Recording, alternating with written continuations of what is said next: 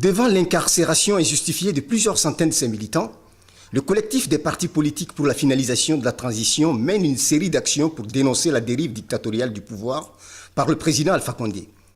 C'est ainsi que sa section France a profité de ce samedi 5 novembre et de la disponibilité des pavés parisiens pour organiser une manifestation pour dénoncer l'incarcération d'Étienne Soropogui, vice-président du NFD, et de plusieurs autres manifestants lors de la grande marche de l'opposition le 27 septembre passé à Conakry. En Guinée, liberté! En Guinée, liberté! En Guinée, liberté! Les Guinéens de la diaspora fidèles à cette cause ont répondu à cet appel qui justifie, par ailleurs, un des motifs de la diffusion, la semaine dernière, d'une alerte d'instabilité en Guinée émise par le département des États-Unis aux citoyens américains. Nous avons déjà défilé à plusieurs reprises aux côtés de Alpha ou pour Alpha, qu'il soit libéré.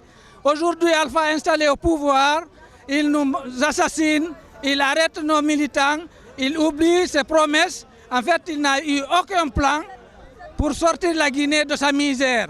Et pour cette raison, nous continuerons à manifester jusqu'à l'obtention de cette liberté de la démocratie en Guinée.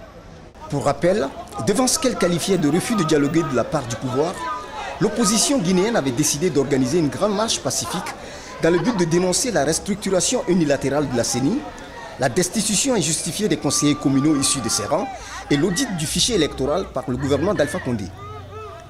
Le collectif a ainsi bravé l'interdiction de toute manifestation à caractère politique établie par le gouverneur pour mobiliser ses militants dans la ville de Conakry.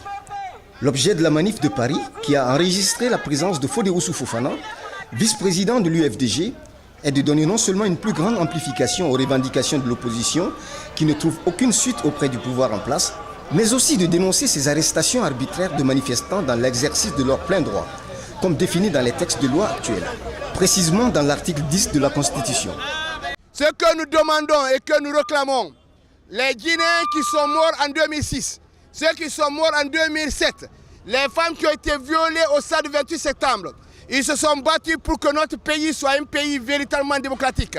Ils se sont battus pour que M. Alpha Condé, Cellou Dalein ou Sidia soient présidents.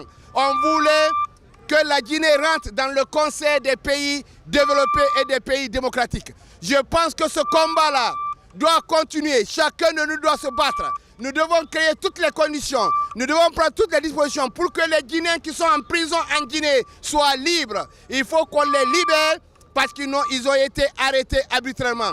Le combat doit continuer et ce combat-là demande des sacrifices. Puisque nous savions que légalement les manifestations politiques ne relèvent d'aucune responsabilité du gouverneur de la ville de Conakry, nous avons décidé par conséquent de faire la nôtre. La manifestation du 27 septembre n'était donc pas illégale, révélera Dr Oussoufou-Fofana pendant son allocution qui a précédé le cortège.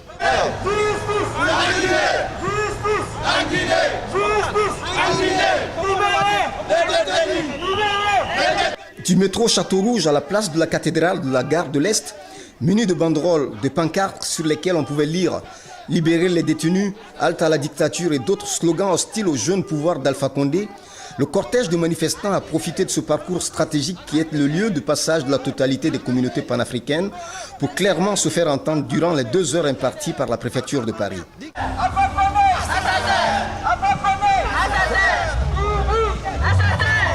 Une nouvelle manifestation qui vient de montrer combien de fois les divisions politiques et ethniques sont profondes et combien de fois il est nécessaire de fournir d'immenses efforts pour réconcilier les Guinéens, à commencer par l'instauration d'un cadre véritable et sincère de dialogue entre pouvoir et opposition.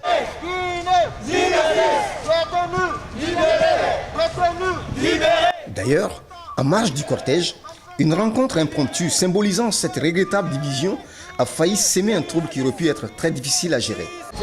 C'est une manifestation assez absurde parce que nous avons un président démocratiquement élu qui n'a même pas encore fait 1 an au pouvoir.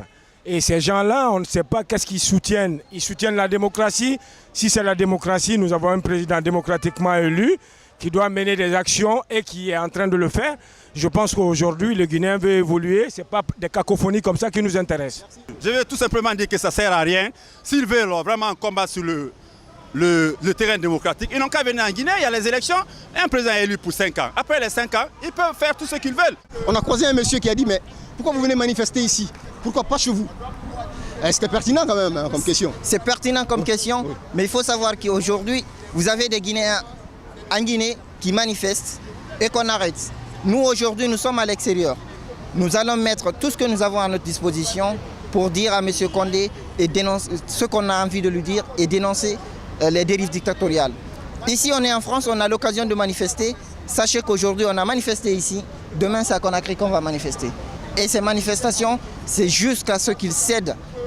Nous ne demandons pas quelque chose d'extraordinaire, nous demandons juste l'application juste et équitable de la constitution guinéenne qui consacre la liberté de manifestation et de cortège. Vous parlez de constitution, mais c'est une constitution quand même qui n'est pas passée par référendum. Je crois qu'Alpha Condé peut-être s'appuie sur la faiblesse de cette constitution pour faire aujourd'hui ce qu'il est en train de faire. Vous savez, la Guinée est un pays qui a une histoire. Hein? Alpha Condé, ceux dont il se argue aujourd'hui en disant que ce n'est pas une constitution qui est passée par la voie référendaire, il faut savoir que cette constitution, elle existait. On n'a fait que l'amender. Et l'article 10 n'est pas quelque chose qu'on a rajouté, c'est quelque chose qui existait dans l'ancienne constitution. Je ne remets pas en cause l'article, moi je remets en cause la constitution. La constitution en tant que telle, on peut en dire ce qu'on veut, mais c'est un maigre acquis sur lequel on doit se baser pour projeter quelque chose. Ce n'est pas justement arriver et détruire tout ce qui existait au nom de qui? Monsieur Condé n'est pas le plus intelligent de la Guinée. Monsieur Condé, il a manifesté avec nous à Paris pour exiger plus de liberté en Guinée. Aujourd'hui qu'il est aux manettes, c'est lui qui continue à emprisonner. Alors entre Monsieur Condé et nous, qui doit avoir peur? Je vous remercie, M. Diallo. Mais là, j'ai ouvert cette parenthèse sur la Constitution. C'était pour faire un clin d'œil à notre ami néo-leader qui est quand même le plus acharné sur cette question. Différents représentants de la société civile et des partis politiques présents exprimeront leur totale alliance à cette lutte qu'ils ne comptent pas arrêter de sitôt, tant que le président Alpha Condé n'accordera pas l'intérêt qu'il faut à la réconciliation nationale afin que cesse le non-respect des principes républicains dont il fait preuve depuis son investiture. Nous retrouvons le doyen Sampil qui va essayer de donner son avis sur l'objet de cette manifestation. C'est très simple, mon cher ami Solo. Nous nous battons pour qu'il n'y ait plus de prisonniers politiques en Guinée. En fait, nous demandons au président Alpha Condé une chose simple, c'est d'appliquer la Constitution, nos textes de loi et rien d'autre. Rien d'autre.